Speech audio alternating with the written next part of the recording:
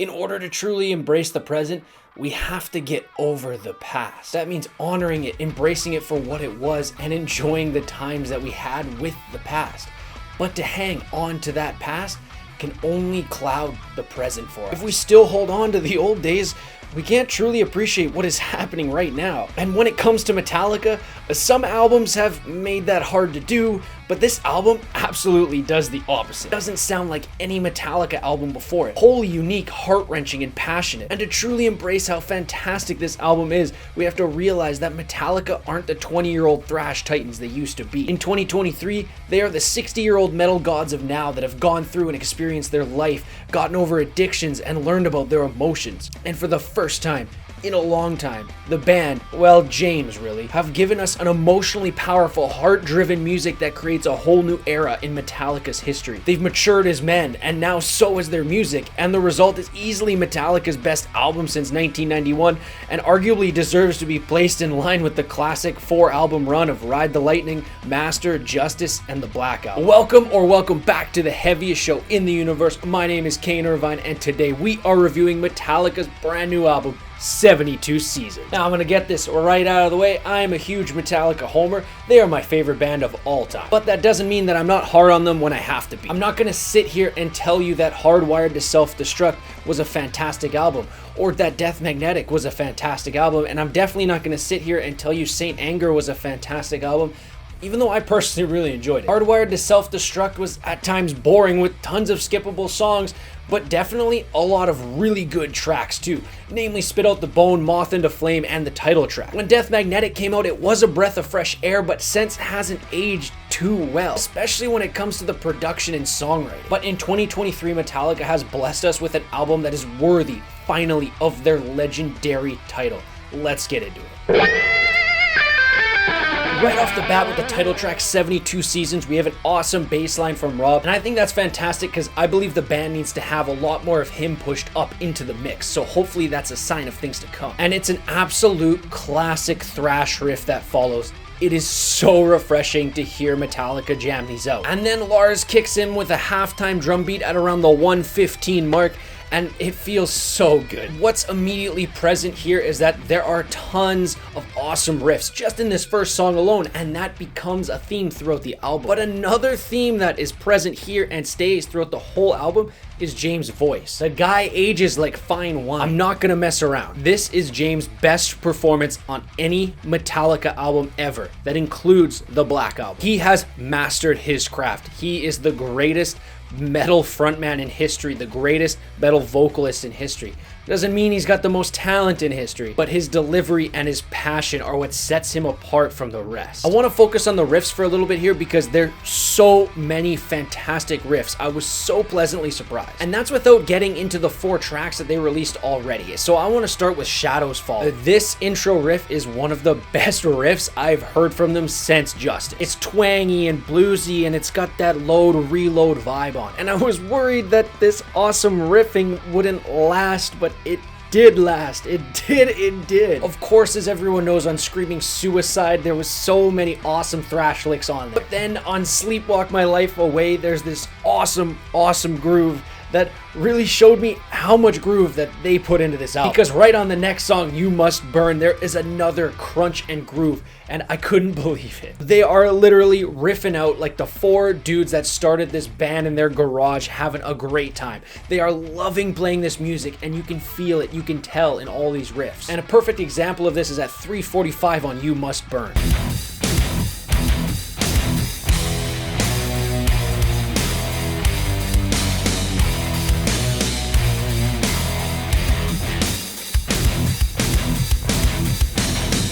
This is their riffiest album since Justice. But not only is it their riffiest album since Justice, it's their heaviest album since Justice. I mean, check out Inamorata and the opening riff on here. That's a straight death metal riff.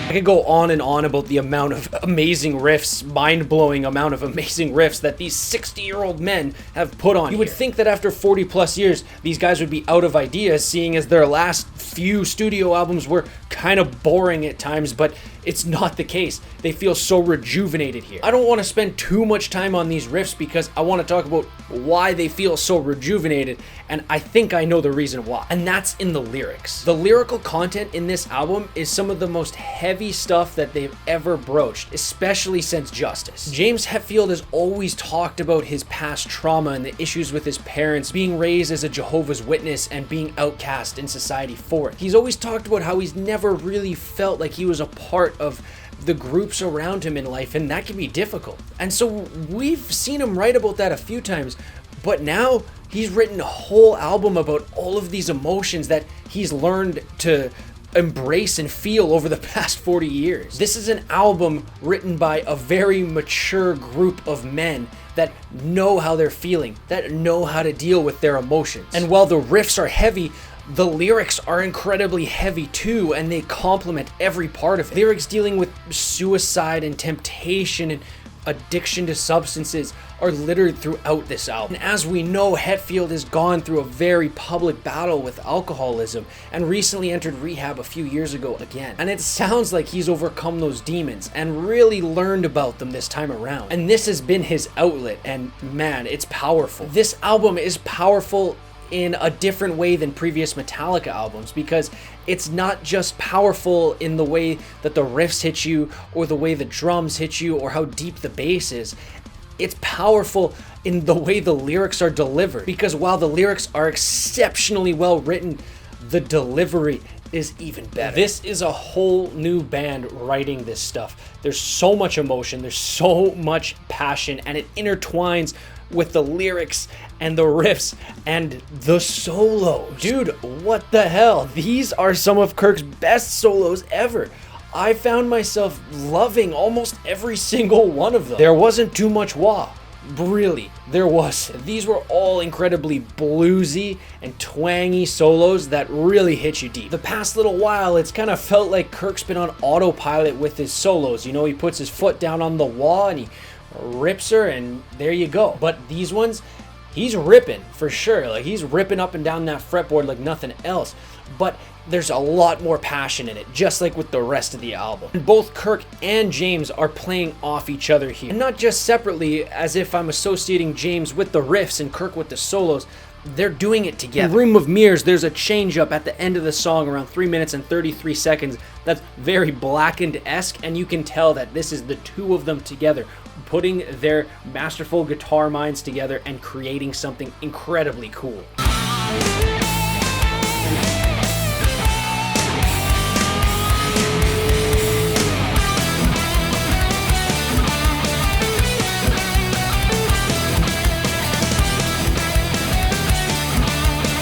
And I mean, Lars was Lars. He was good.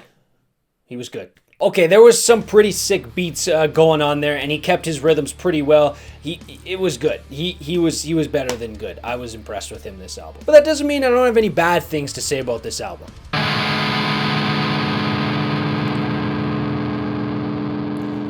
I think first and foremost, this album could have used more Rob Trujillo. That's kind of been a problem with Metallica since like forever, but look, Rob's really good. He's their third best bassist of all time, of course, but I mean, you gotta include him in the mix a bit. The times when he was present on here, his tone was awesome, really well done, and when you actually heard him come through in the mix on other songs, it sounded good. It added a lot of balls, a lot of depth to the music. But most of the time, I wasn't even thinking about him because I was too busy focusing on all the riffs and the solos and even the good, better than good drumming on this album. And on Inamorata, it was great. I really loved that song. And even at 11 minutes long, I didn't feel like it stretched out too long. But the thing is, if a song's gonna be 11 whole minutes, then near the end, you gotta hit us with something with a lot more power, with a lot more intensity. And while the ending solo was good, it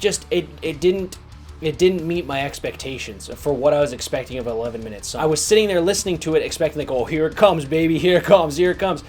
And it never came. And lastly, the first 5 or 6 songs, like they all kind of have the same drum groove in there that is noticeable by the time you get to the third song. You're like, oh, okay, I kind of see this groove going on. I kind of see this pattern. It's not that detrimental, but it takes away a little bit once you realize it. Adding up each individual score of each individual song and dividing by the number of songs on the album, we come to a final score of 8.8 out of 10, which on the heaviest show in the universe rating scale is an S tier banger. This is one of Metallica's best albums of all time. And as I was listening to the album and I started to realize that, I started to feel shame. Like, wait, really? How can this be one of Metallica's best albums of all time? There's no way. These guys wrote 4 of the greatest metal albums ever released. You could easily put in the top 5 metal albums ever: Master, Black Album, Justice, and Ride the Lightning. So how could this album released by these 60-year-old dudes released in 2023 even compare to those?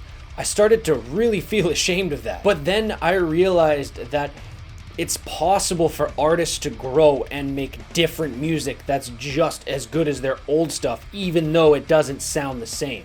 We can't be stuck in the past, because if we are, we can't embrace what's going on right in front of our eyes in the now. This is Metallica fully matured, realizing their full potential as a band. They've come full circle, healed emotionally, healed musically, and ready to take on the world, it sounds like, for at least another album.